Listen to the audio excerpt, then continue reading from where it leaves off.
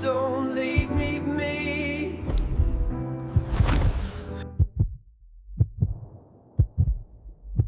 They say your shadow is the one thing that never leaves you. It clings to you in light, disappears in darkness, and always follows your every move. But mine stopped following me. At first, I thought it was a trick of the light, a glitch in my tired eyes.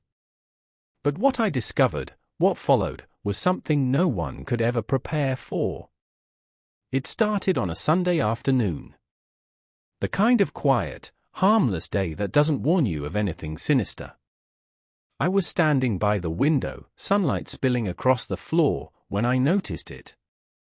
My shadow wasn't quite right. When I raised my hand, it hesitated. For a fraction of a second, the dark outline beneath me didn't move. Then it caught up, jerky and unnatural, like a puppet remembering how to perform. I blinked, looked again, normal. But the unease lingered. That evening, as the sun dipped low and shadows stretched long across my walls, I caught it again. A slight delay, a stutter in the rhythm between me and my shadow.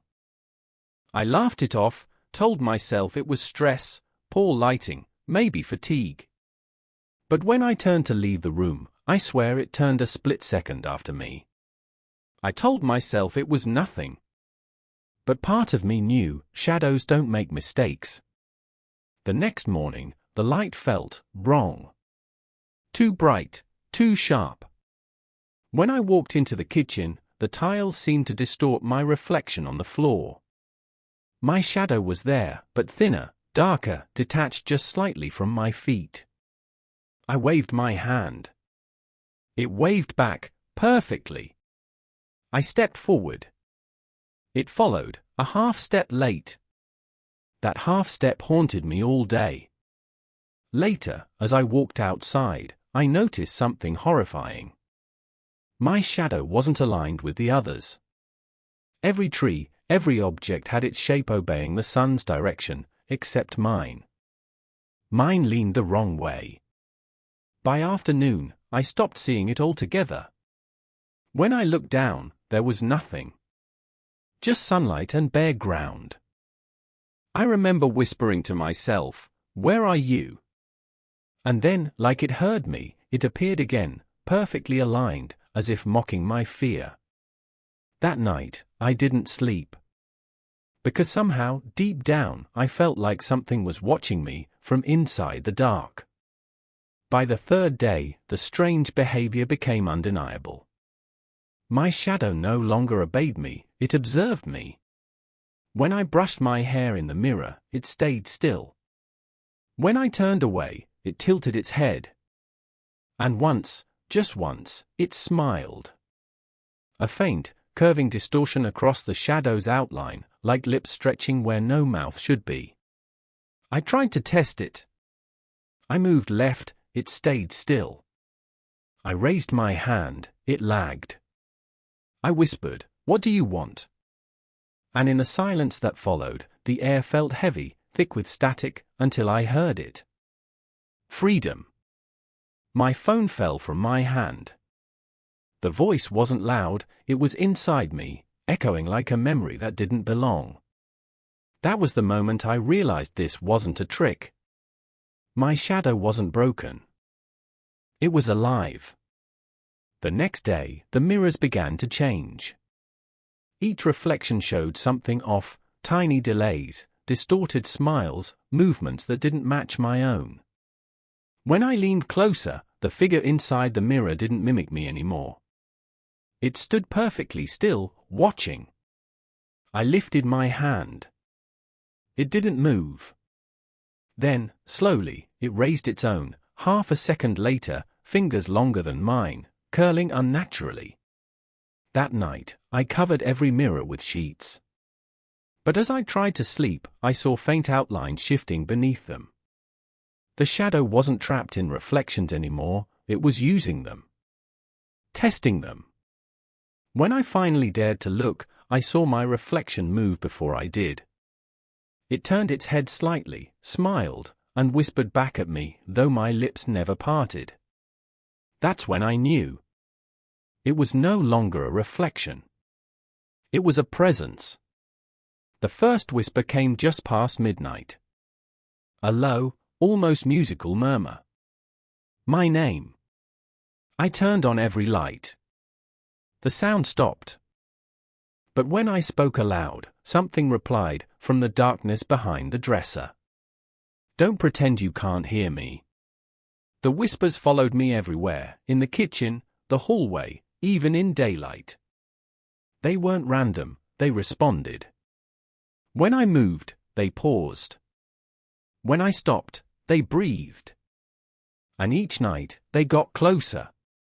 I realized then that it wasn't trying to scare me. It was communicating. Learning. And I was listening. Desperate, I turned to the internet. Paranormal forums, old folklore archives, obscure subreddits. One comment stood out: when your shadow stops following you, it means it's remembering what it once was.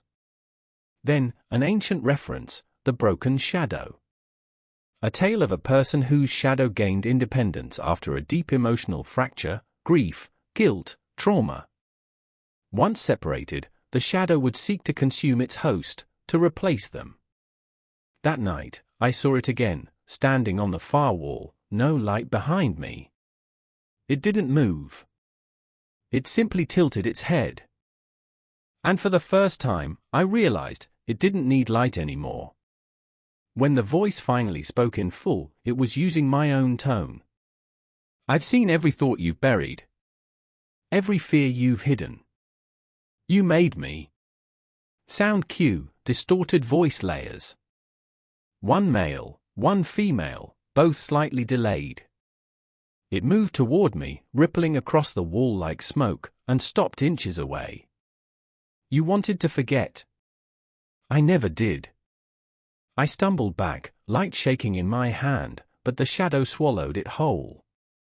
Darkness consumed the room, and the voice whispered, "You can't run from what's attached to you." For the first time, I believed it. The next night, the floor beneath me shimmered like water. And then, it pulled me. Below me was a reflection of my room, upside down, dim, inverted. My shadow stood there, smiling.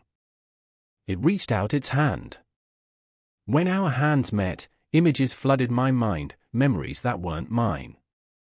People screaming, shadows tearing free, entire faces erased by darkness.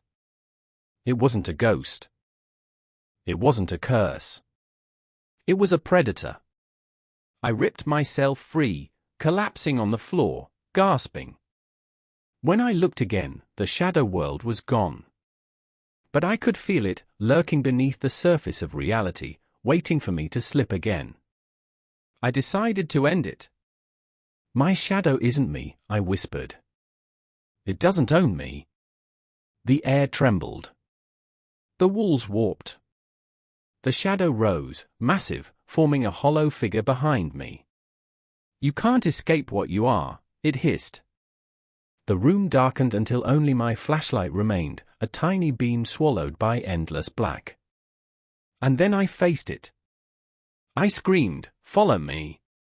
The shadow froze. Then, trembling, it aligned itself with me, mirroring perfectly once more. It was over, or so I thought. Weeks passed. My shadow followed again. Perfectly, obediently. But it felt different, heavier, colder, more aware. Sometimes, when I walk past the mirror, I catch it smiling for just a moment. When I stop walking, it keeps moving, just one small, deliberate step. I recorded myself sleeping one night. In the footage, around 3:12 a.m., my shadow stood up, while I didn't. It looked at the camera. Smiled. Waved.